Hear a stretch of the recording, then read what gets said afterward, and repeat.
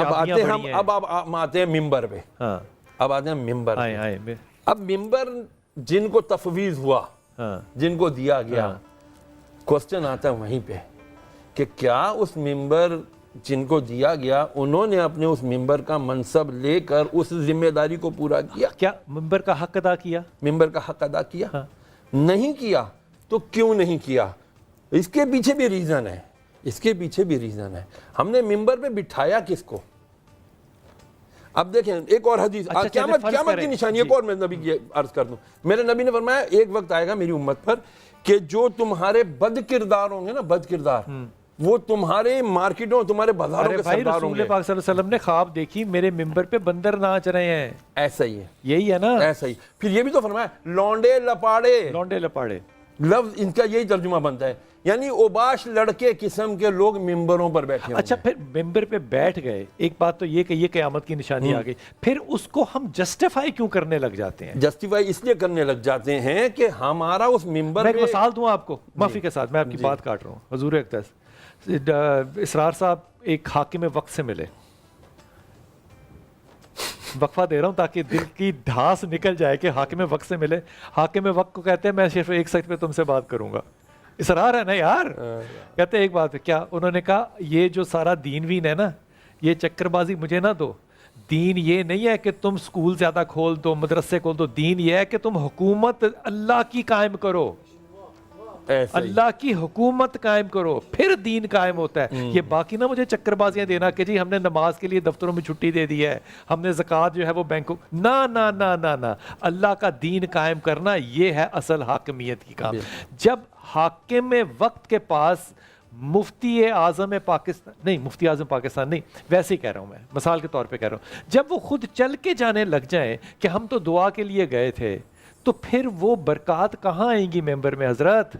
नहीं आएगी ना। मैंने अर्ज किया ना कि वो यानी ना अहल, अब मुझे वर्ड सख्त होंगे लेकिन कहने दें, ना अहल लोग जब आप मेंबरों पर बिठा देंगे ना, हमने थोड़ी बिठानी नहीं, तो अब बिठाने वाला कौन है? कौन है? कमेटी का सदर कौन होता है? मस्जिद की कमेटी का सदर कौन होता है? जो मालदार तरीन शख्स होता है, हलाल कमाया होता है या हराम कमाया होता है, इससे किसी को परवाह नहीं है।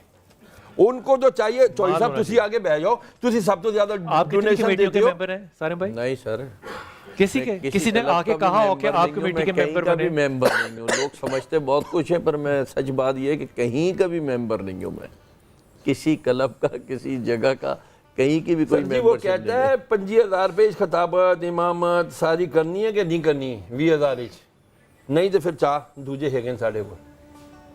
तो क्या आप ये समझते हैं कि फिर वो 20,000 रुपये लेने वाला आपको तारीख में याद देगा? हाफिज जी ये जो है ना तराज नहीं करना चाहिए, क्योंकि दीन के काम के अंदर आप कॉर्पोरेट वर्ल्ड में नहीं आया है, इसलिए अगर गुर्बत है तो आप आप इसाब को याद करें। मैं पैसे, लेकिन पैसे की वजह से दीन और मिंबर को खराब नहीं किया जा सकता। बात कर रहा हूं जिसको हमने चौधरी बनाया है, सदर बनाया अच्छा, है। जिसके पास पैसा है उसका भी किरदार नहीं है, और जिसके पास मिंबर है उसका भी किरदार नहीं है, तो मैं और आप जुम्मा पढ़ना छोड़ दें, क्या करें? इस किरदार से कौन रूगर्दा नहीं कर सकता है? मैं कोई फरारी नहीं दे रहा इस बात को कि जी उस बंदे का जिसको मुतमक्किन किया गया है, बिठाया गया है मिंबर पर, अब उसका भी तो इखलास का टेस्ट है ना, कि वो रब पे कितना इखलास के साथ भरोसा करता है। जो लोगों को भाषण देता है, जुम्मे में खिताब करता है कि जी अल्लाह पे भरोसा करो, अल्लाह पे भरोसा करो, लेकिन खुद उसको अल्लाह पे अगर भरोसा नहीं है तो फिर उसकी ज़बान में असर नहीं है। ये क़यामत की निशानियां जितनी हैं ये किरदार से क्यों मंसूब है? चले यूं आ जाए, आपका क्या ख्याल है? सर मैं ये इबादत से होनी चाहिए थी, जितना हमारा जोर है इबादत पे, ये इबादत से होनी चाहिए थी। भाई आपका सवाल सुन के मैं ज़रा घुमा रहा था अपने दिमाग को और ये सोच रहा था कि जितनी क़यामत हम की निशानियां पहले सुनी है या अभी सुन रहे हैं या सुनते रहते हैं, तो उसके मुताबिक तो क़यामत ये पेशन गोई है नहीं होनी चाहिए थी। कौन सी निशानी है जो नहीं हुई अब तक? के अगर वो बताएं, मेरे ख्याल है मौलाना साहब तो ज़्यादा बेहतर है, क्योंकि जो मैंने अब तक सुनी है मेरा ख्याल है शायद ही कोई ऐसी हो कि मुझे याद हो कि वो पूरी ना हुई। सारे भाई अगर आपके अदारे से कोई हुआ है और वो कहे कि क़यामत अब आनी है, और सर मैं वही कह रहा हूँ क़यामत अब और आनी है। बिलाल भाई आज भी मेरे पास 4 भाई बहन आए थे, 3 माजूर थे, यानी आंखों से भी बोल भी नहीं सकते।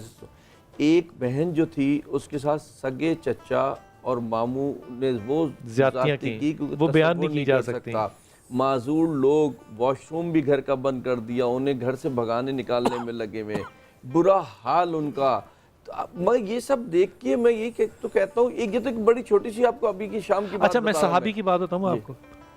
اچھا یہ جو آپ بات کر رہے ہیں, میں نے آپ کی بات بتائی کیوں کاٹی, کیونکہ آپ جو چچا اور تایا ماموں کی زیادتی بتاتے ہیں اس پہ ٹوں لگتی, تو بات کو روک دیتے ہیں. مطلب ہم تو بات سچ بات بھی نہیں کہہ سکتے نا, یہ بھی نہیں کہہ سکتے. رسول پاک صلی اللہ علیہ وسلم گلی میں سے گزر رہے ہیں یار, رسول دیکھیں, لبیک دیکھیں آپ کس پہ کہہ رہے ہیں, آپ اپنی اولاد کو کس پہ قربان کر رہے ہیں, اور مزاج کیسے ہیں. ایک صحابی کا گھر بن رہا تھا, تو رسول پاک صلی اللہ علیہ وسلم نے پوچھا یہ گھر کس کا ہے, تو انہوں نے کہا جی فلاں صحابی کا ہے. وہ ذرا گھر جو تھا نا اس میں تھم تھے, تھم کن کو کہتے ہیں, کالمز تھے, یعنی کہ جس طرح کہ ہم گھر کے آگے کالم بنا لیتے ہیں, یہ کیا کہیں گے, مضبوط گھر جو ہے نا وہ بنے. تو رسول پاک صلی اللہ علیہ وسلم نے نہ اس پہ مسکراہٹ دی, نہ برا منایا, کوئی کچھ بھی ریئیکشن نہیں کیا. جب اس صحابی نے پوچھا کہ رسول پاک صلی اللہ علیہ وسلم نے میرا گھر دیکھا تھا تو کیا فرمایا, کہا کچھ بھی نہیں فرمایا, اس نے اپنا گھر ملیا میٹ کر دیا. اس نے کہا جو گھر اللہ کے رسول کو خوش نہیں کر سکتا اس میں میرا رہنا کیسے بنتا ہے.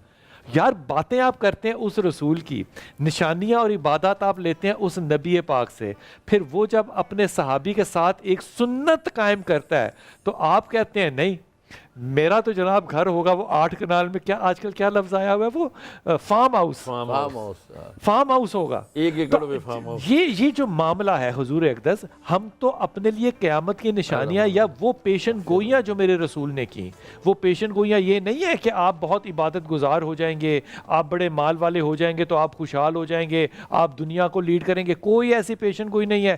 ساری کی ساری پیشن گوئیاں جو ہیں وہ یہ بتا رہی ہیں کہ آپ برے ہو جائیں گے, آپ اللہ کو منافقت سے یاد کریں گے, آپ اپنے ماں باپ کی عزت نہیں کریں گے, آپ عمرے اور حجوں پہ زیادہ پیسے کریں گے خرچ, آپ نمازیں دکھاوے کی پڑھیں گے, آپ اپنے لباس پہ زیادہ. اس کے پیچھے ایک ہی بات ہے اور وہ ہے آپ کا بد کردار ہونا.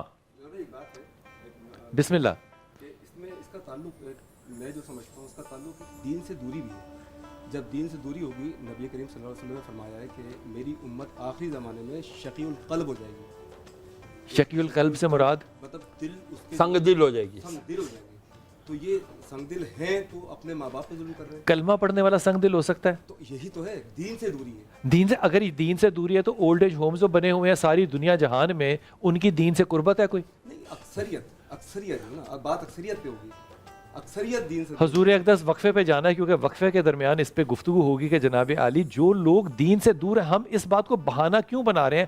آج رمضان ہے نا, ابھی ہم نے سحری کر کے روزہ رکھ لینا ہے, تو بھائی سچ بولنے میں ہمیں کون سی کوئی انجیکشن چاہیے لگانے کے لیے. ہم کیوں جھوٹ بولتے ہیں کہ جی دین سے دوری ہے, تو جو دین سے دور ہیں وہ اللہ کی نعمتوں سے زیادہ قریب کیوں ہیں. ہم نے ایسی کون سی منت مانی ہے جناب کہ ہم اللہ کی نعمتوں سے اتنے محروم ہو جائیں. نہ, یہ عشق رسول کے اندر کوئی ہم نے خمیر ضرور ڈالا ہے جو کہ یہ پھول تو رہا ہے لیکن یہ پھل نہیں رہا. وقفہ لیتے ہیں, واپس آتے ہیں.